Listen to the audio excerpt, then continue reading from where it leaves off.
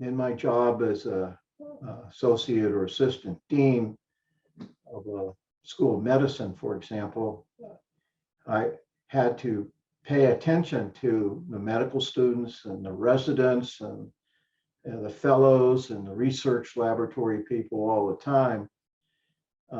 They were in largely what made the institution run. So trying to keep everybody fully engaged and committed to trying to deliver both the teaching and the patient care in the School of Medicine is a continuous challenge to maintain quality of the care while at the same time optimizing the learning on the part of students and interns and residents in particular. And certainly it was the case that some faculty were more effective at doing one thing than the other. Many of the people I end up interacting with over time have never met me, even as a person. However, have heard rumors or they make up the person in authority in their mind. So a direct interaction with one or more people over a desk where they have, for example, a request to make for funding for a project they would like to do, is often filled up with a lot of pretty intense, undiscussable interpersonal dynamics. Myself in my role as sort of a chief financial officer, for example, or a chief operating officer, as to how receptive I will be to their ideas.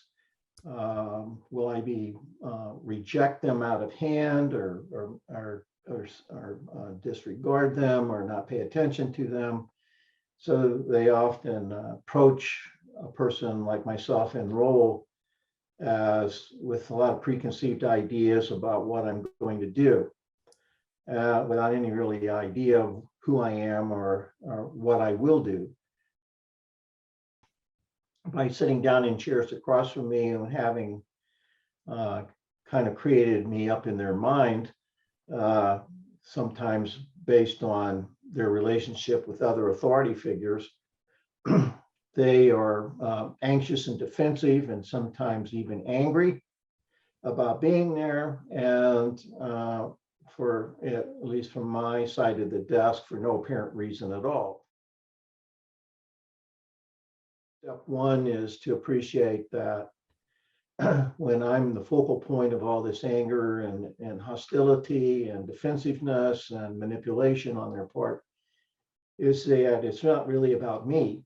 It's more about myself in a role with a job title that they have projected onto to sort of create a monster in the chair. So the problem is right off that to start this meeting is that there's a wall between myself and these other individuals based on their projecting onto me the malevolent and withholding and controlling personal qualities. Faculty were often especially vulnerable to doing that because they came out of often disciplines that were far removed from the idea of managing anything. So when they're faced with people in management, they really have nothing from their educational background or research to orient them toward what it's like for people in management. So if you're aware eventually that you have to achieve accreditation in some form, and you're aware of what those criteria are, it ends up warping in many ways what it is you conceive you can do, as well as how to do it. So it is like teaching to the test where everybody loses.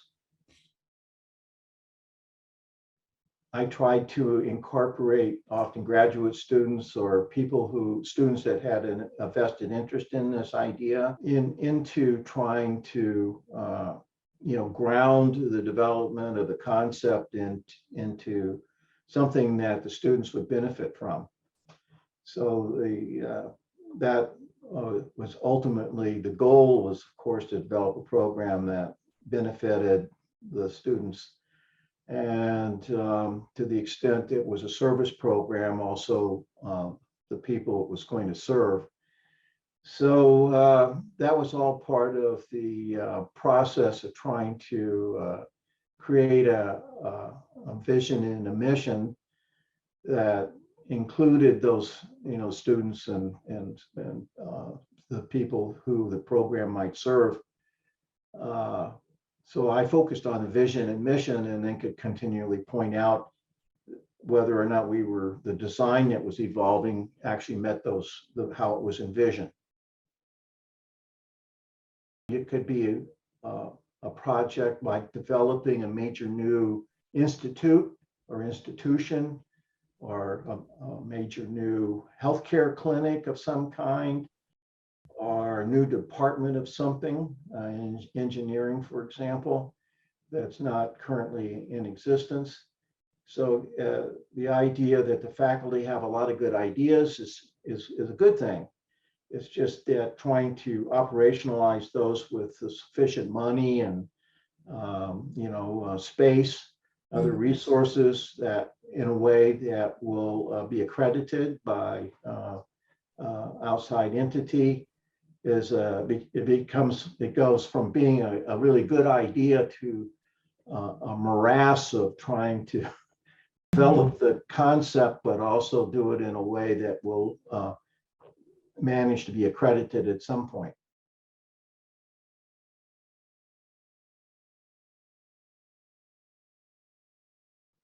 An underlying feature of this teaching and learning environment is what was sometimes referred to as pre-socialization, where students in high school have some sort of fantasy of what it would be like to be an architect or an engineer or a doctor. And they go about fulfilling their fantasy by enrolling in one of those programs. When they enroll in the program, they discover their fantasy about it is punctured by the reality of what it's like to be a student in one of these university programs. So they're disillusioned and sometimes angry about that. And you find people that drop out of college because it doesn't fulfill their idea of what they were trying to do. They change programs continually, which is really about, they fantasize about what it is that they're going to learn and who they will be when they learn it. And the reality is that that's not happening, at least from their perspective. And it depends on how disconnected from reality the fantasy is. But in medicine, you end up with multiple levels of disillusionment, where a person might enroll in a medical school and they have a fantasy, well, here's what it would be like to be a resident physician. And once they graduate from medical school and become a resident, they're disillusioned by that experience. And once they finish their residency, they might go on to become a fellow, where they're more intensively studying in one particular subdiscipline. So as a fellow, they have some fantasy about that, perhaps, and that gets punctured as they continue their training. Then there's the problem, well, they leave medical school and they have to go into practice. And again, you have a disillusionment about what it's like to actually practice medicine in a medical group or for some clinic. So you're continually exposed to people who are distressed about what's going on. And if you talk with them long enough, I used to often ask people, what do you fantasize it should be like? And I intentionally used the word fantasize to help them actually locate what it is they think it should be. and rather than try to get them to provide me a set of bullet points of what it should be. So by engaging them around a word like fantasy, I encourage them to free associate. So that would get you closer, I think, to what it is that they thought they were going to accomplish by being in the school versus trying to enumerate it in some sort of list. You know, university classrooms are there to help students locate pre-existing ideas and points of view that they hold, and hold them up for inspection and questioning. So I think that, you know, for higher education to be optimal, it has to promote a reflective stance on the part of the students to constantly question, well, here's what I think it should be, versus here are all these other points of view about how it might be.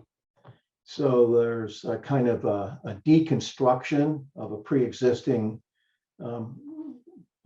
body of knowledge on the part of the students.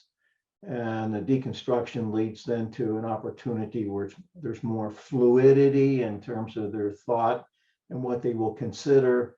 And then ideally, by the end of a program or a course, they've been enabled to reassemble some sort of way of understanding in greater depth what it is the course is about, and their trip from giving up what they thought it should be like, and here's how it should be or maybe, is a stressful trip for most people to accept the fact that, well, there's ambiguity created in deconstructing their initial idea, and they have to be able to tolerate being exposed to a lot of conflicting other points of view, with the idea that they will eventually develop a better understanding of whatever it is they're studying. So I think in not only universities, but throughout life, ideally you have your pre-existing ideas challenged. So at least in my experience, people that are recent graduates of MBA programs or actually have a few years experience enter into work in a large complex organization like a school of medicine.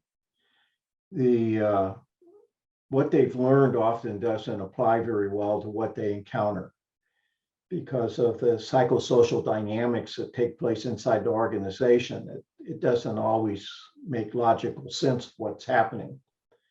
And they're often not prepared to understand organizational dynamics and group dynamics, or even interpersonal dynamics all that well. And this may be more true for people with advanced degrees in accounting or finance. It also holds true for people in other disciplines like marketing and human resources and so forth, that what they learn in school is probably a necessity, kind of narrowly focused on learning some of the terminologies and theories, but how to apply them in practice in a large complex organization is an entirely different problem. So you find that, again, I end up having to discuss with them their ideas about, well, here's how it should be. And I then try to get them to co-locate, well, here's how it is, and what is the difference between those 2 points of view, and how can we work forward from that better understanding.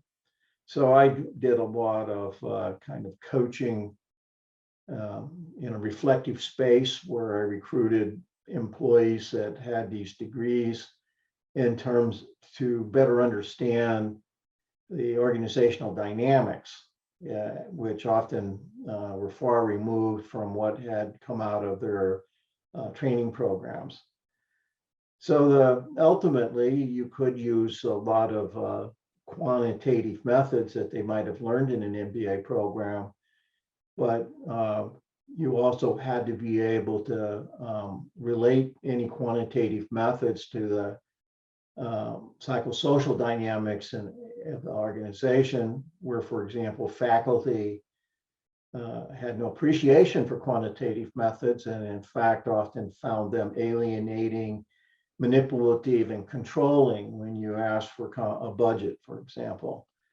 So they often need a lot of coaching in terms of how to work in a large, complex organization, other than using their more quantitative, technical education.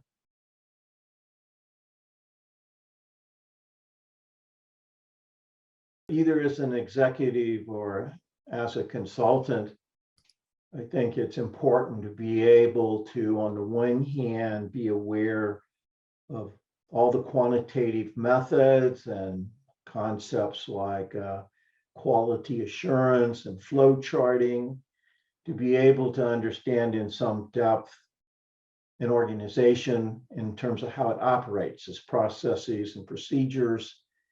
And not understanding that is a major inhibitor many times in terms of understanding what's going on in an organization. On the other hand, someone that's really good at flow charting and inspecting balance sheets and income statements and budgets and so forth may have little appreciation for the psychodynamics of the organization. So the challenge for an executive or a consultant is to arrive at some sense of balance between technical and quantitative knowledge and psychosocial knowledge. So unfortunately, too often you find people that are more effective in one of those areas than the other, which sort of gets us back to the triangle between teaching, service, and research. So the finding somebody that's really can move across all those disciplines in terms of what it really takes to operate a large, complex organization is again a more rare event, I think.